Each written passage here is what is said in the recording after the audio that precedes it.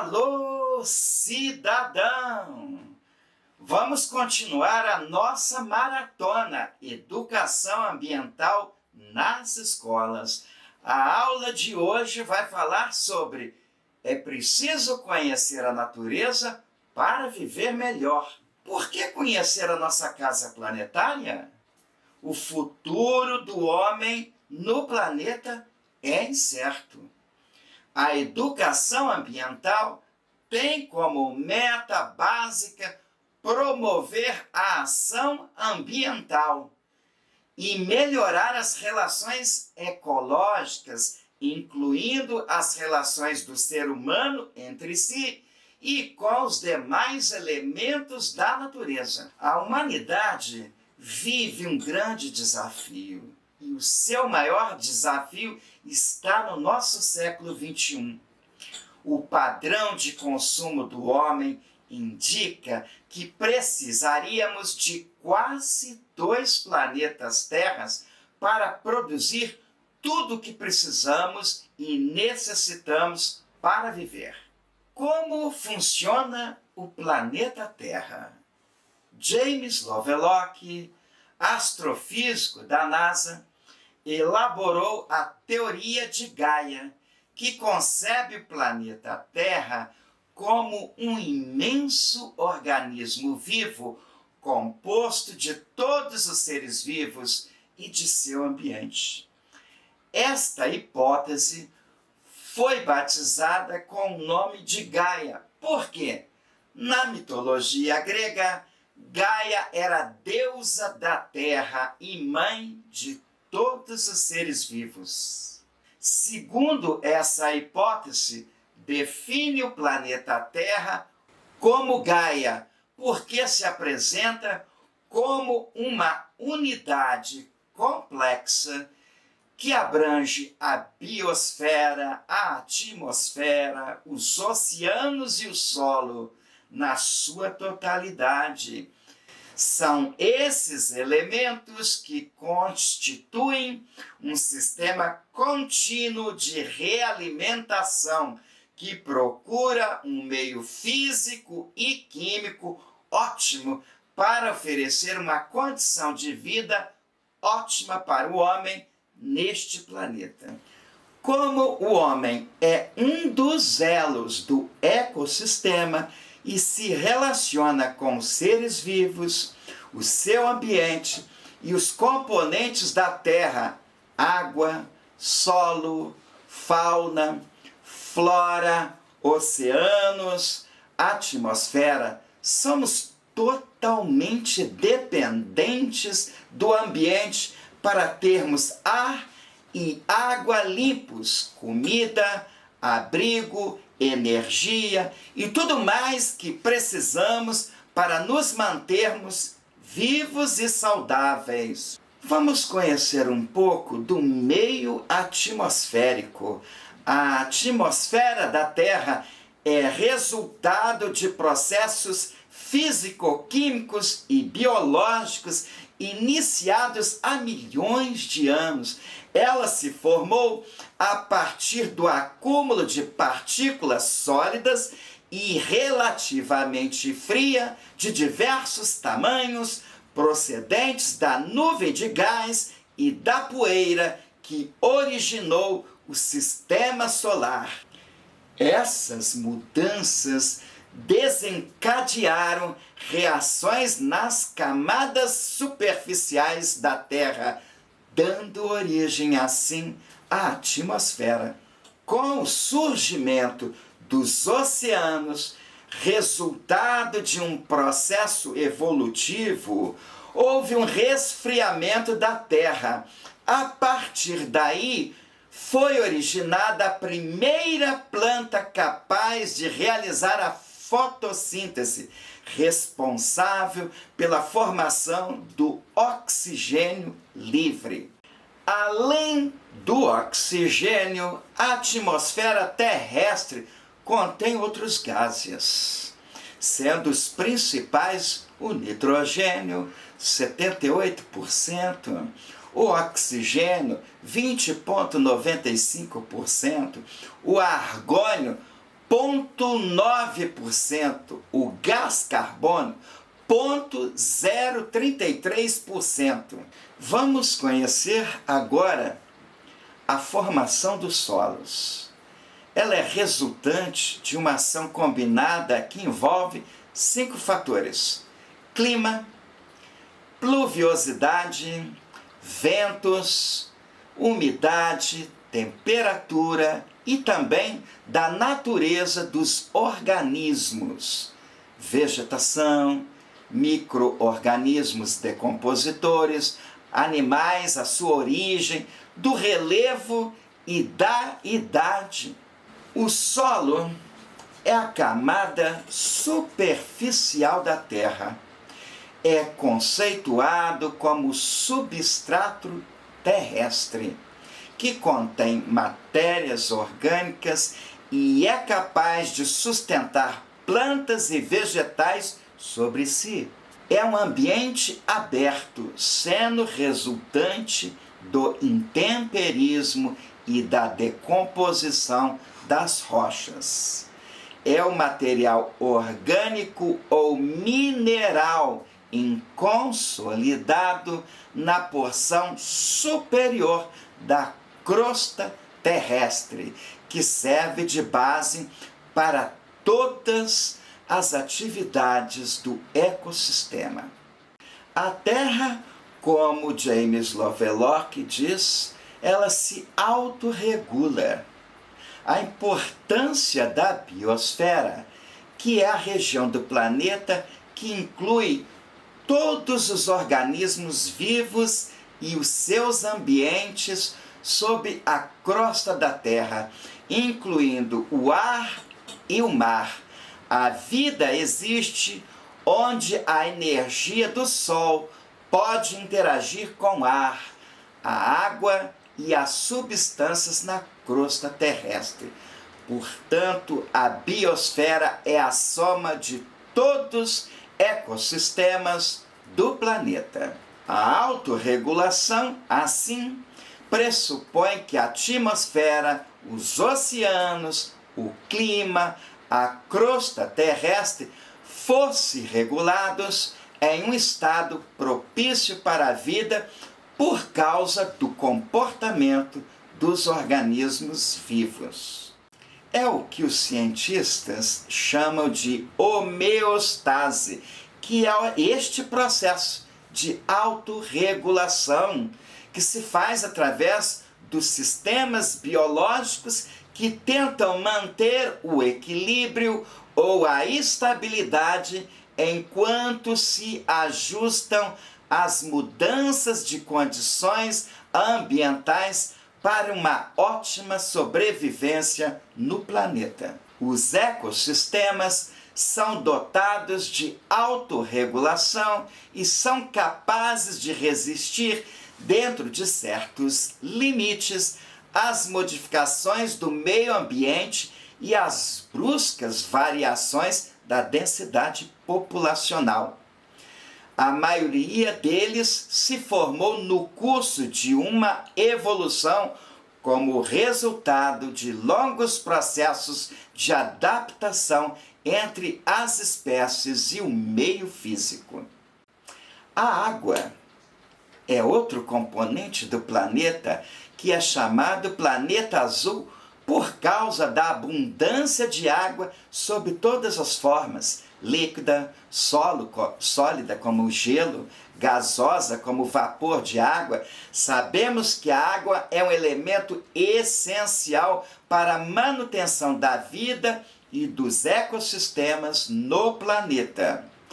Ela é fundamental para permitir a sobrevivência dos seres vivos e para regular o clima do planeta. Em 2010, a Organização das Nações Unidas, a ONU, reconheceu o direito à água limpa e segura como um direito humano essencial para se gozar plenamente da vida e de todos os demais direitos. O direito à vida, à liberdade, a segurança, que são direitos adotados pela ONU e por todos os Estados-membros. É preciso proteger os mananciais, recuperar os rios poluídos, incentivar a educação ambiental e promover o uso consciente da água. A educação ambiental propõe usá-la de forma sustentável para garantir não só a qualidade de vida para as presentes gerações, como também pela sobrevivência das gerações futuras. Outro componente importante da Terra é a flora, que é o conjunto de vegetação de uma determinada região, que também compreende os fungos e as bactérias ali encontradas. As florestas mantêm várias funções ecológicas, sendo as principais a função climática, assimilar e estocar uma enorme quantidade de dióxido de carbono, que é o CO2. É o conhecido fenômeno do sequestro de CO2. A função ecológica: preservar o habitat das várias espécies de flora e fauna. A função genética: fornecer várias espécies genéticas. A função econômica: fornecer vários produtos, inclusive os medicinais, destacando-se a importante atividade de farmacopeia. Outro componente de grande importância do nosso planeta, a fauna. Os animais de quaisquer espécie, em qualquer fase de seu desenvolvimento e que vivem naturalmente fora do cativeiro, constituem a fauna silvestre. Também seus ninhos, abrigos e criadouros naturais, que são propriedades do Estado. É proibido a sua utilização, a perseguição, a destruição, a caça ou a panha dos animais silvestres. A extinção das espécies é decorrente da destruição do habitat dessas espécies, ou também da introdução das espécies exóticas. A Constituição Federal assegura proteção à flora e à fauna, sendo vedada qualquer prática que coloque em risco a sua função ecológica ou que provoque a extinção de espécies ou submeta os animais à crueldade. Podemos citar que alguns animais estão sobre o risco de extinção no Brasil. Entre eles, a ariranha, o boto cor-de-rosa, a arara azul, o pica-pau, o mico-leão dourado, o macaco-prego galedo, o cervo do Pantanal, a baleia-franco do Sul, o peixe-boi da Amazônia, o tamanduá-bandeira, o lobo-guará, o gato-macarajá, a onça-pintada. A fotossíntese é um processo fotoquímico que consiste na produção de energia através da luz solar e da fixação de carbono proveniente da atmosfera. Ela pode ser resumida como o processo de transformação da energia luminosa em energia química.